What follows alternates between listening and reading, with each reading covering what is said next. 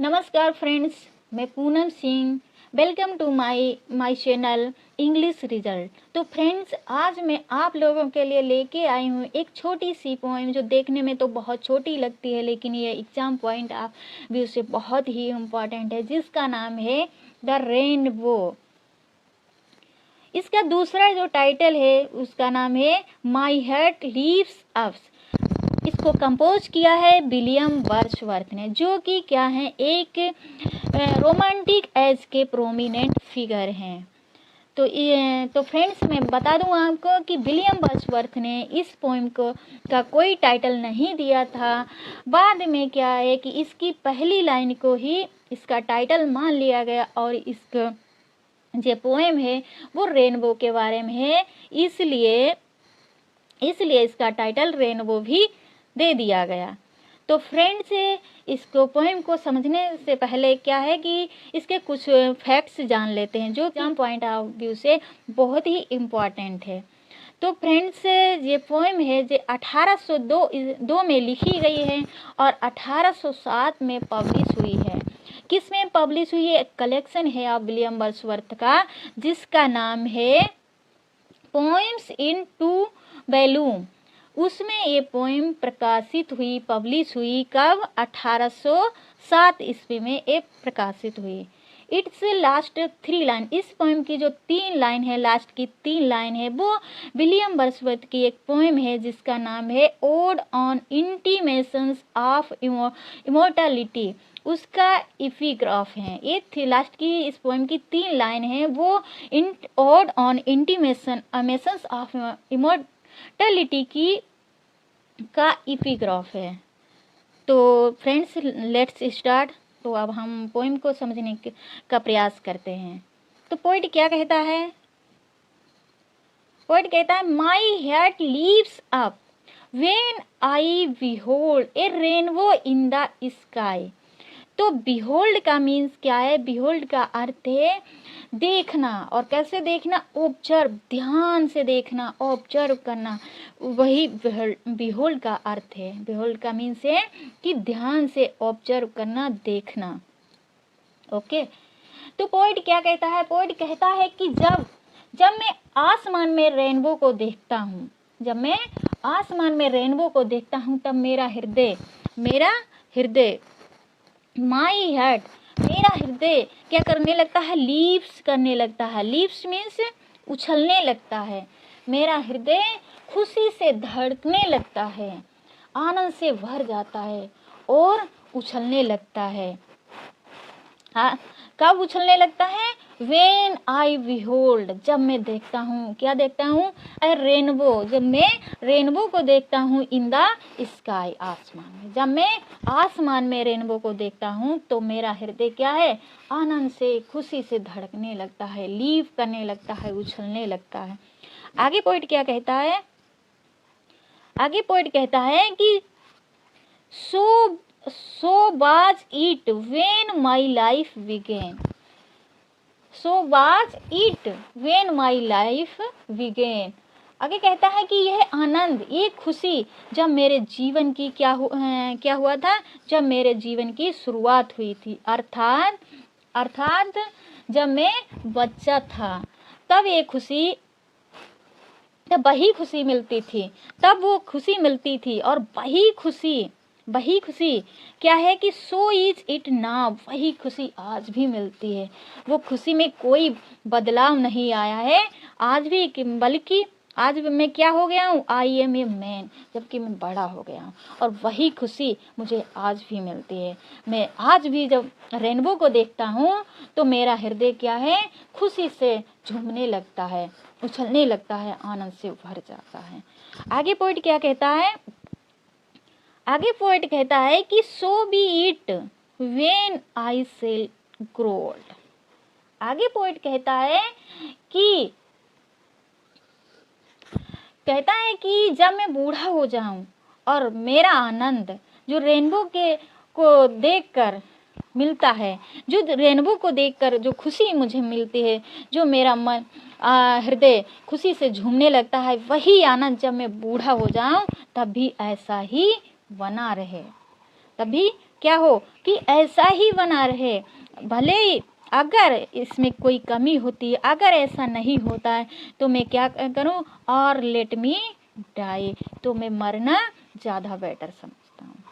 आगे पोइट कहता है तो मैं क्या ज़्यादा प्रीफर करूँगा, तो मैं मरना ज़्यादा बेटर प्रीफर करूँगा। आगे पोइट कहता है कि the child is the father of man.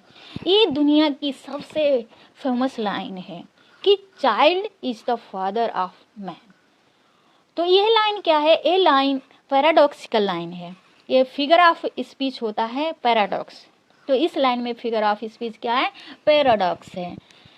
तो इसलिए ये लाइन क्या है, पैराडॉक्सिकल लाइन है, क्योंकि चाइल्ड आदमी का पिता कैसे हो सकता है, लेकिन क्या है, लेकिन यह सत्य है, क्योंकि बच्चे में आदमी के वे सभी गुण विद्यमान होते हैं जो उसकी एडवांस्ड एज में पाए जाते हैं।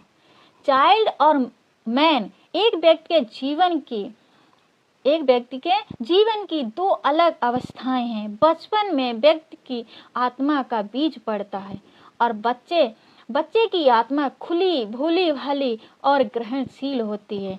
ये विभिन्न स्रोतों से अर्थात प्रकृति से ज्ञान प्राप्त करती है। बच्चे क्या करते हैं, जब छोटे होते हैं तो छोटी छोटी चीज़ों को देखते हैं और उससे ज्ञान अनुभव करते हैं, तो वो ज्ञान प्राप्त करते हैं और ये ज्ञान बच्चे में क्या है, एकत्रित होता रहता है और बड़े होने पर व्यक्ति इसका उपयोग करता है।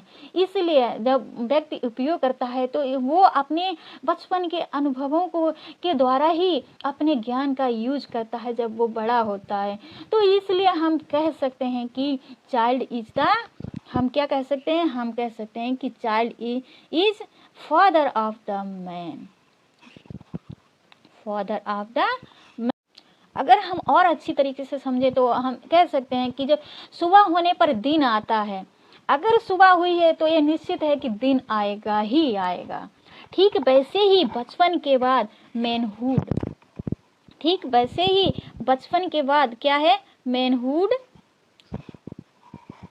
या हम बड़े तो होंगे ही है। तो बच्चे से ही तो आदमी बनते हैं, बच्चे से ही तो व्यक्ति बनता है, बच्चा ही तो व्यक्ति बनता है। तो वही तभी हम कह सकते हैं कि child is father of the man. I hope you understand this line.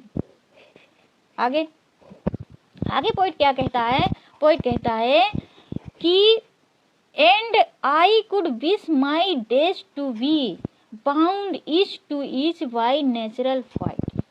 तो पोइट इच्छा करता है कि पवित्र प्रकृति के प्रति जो उसका स्नेह है और प्रेम है, जो उसे चाइल्डहुड से मैनहुड तक, जो उसे बच्चे से या छोटे पर से उसे बड़े होने तक उसे जोड़े रखा, ठीक वैसे ही उसे वो स्नेह, वो प्रेम वृद्ध होने तक उसे जुड़ा रहे और उसके बचे हुए दिन प्रकृति की गोद में बीते। तो यहाँ पर हमारी पोएम समाप्त होती है। आई hope you understand this poems meaning, this poem. और इसमें कौन कौन सी लिटरेरी डिवाइस यूज हुई हैं वो मैं आपको बताती हूँ। तो पहली जो लिटरेरी डिवाइस हुई है यहाँ पे फिगर ऑफ स्पीच है, माई हार्ट लीप्स अप। तो लीप्स अप कौन करता है, कूदता कौन है, उछलता कौन है, मनुष्य उछलता है ना कि हार्ट। तो यहाँ पे कौन सा फिगर ऑफ स्पीच हुआ है, यहाँ पे हुआ है फिगर ऑफ स्पीच पर्सोनिफिकेशन। दूसरा फिगर ऑफ स्पीच क्या है कि जो इसकी जो स्टार्टिंग की जो 3 लाइन है सो से स्टार्ट हो रही हैं, सो से स्टार्ट हो रही हैं। तो यहाँ पर जो फिगर ऑफ स्पीच है वो एनाफोरा है। एनाफोरा फिगर ऑफ स्पीच क्या होता है, जिसकी जो सक्सेसिव लाइन है वो सेम ही वर्ड से स्टार्ट होती, तो वहाँ पर फिगर ऑफ स्पीच एनाफोरा होता है। और नेक्स्ट फिगर ऑफ स्पीच क्या है कि child is the father of man. तो ये तो पहले ही हम बता चुके हैं कि इसमें पैराडॉक्स फिगर ऑफ स्पीच है जो कि अपोजिट होता है, लेकिन जो क्या होते हैं कि बाय द टाइम वो सत्य होते हैं कहावत। तो वहाँ पर फिगर ऑफ स्पीच है। नेक्स्ट फिगर ऑफ स्पीच कौन सा है, यहाँ पे लिटरेरी डिवाइस है कि जे and I could wish my days to be. इसका जो अर्थ है वो, इस लाइन का जो अर्थ है वो दूसरी लाइन में पूरा हो रहा, इसलिए यहाँ पे इंजावमेंट फिगर ऑफ स्पीच होता है। इंजावमेंट का मीन्स होता है रन ऑनलाइन, मतलब कि एक लाइन का अर्थ दूसरी लाइन में कंप्लीट होता है विदाउट पंक्चुएशन मार्क, तो वहाँ पर फिगर ऑफ स्पीच इंजावमेंट होता है। Thank you for watching my video.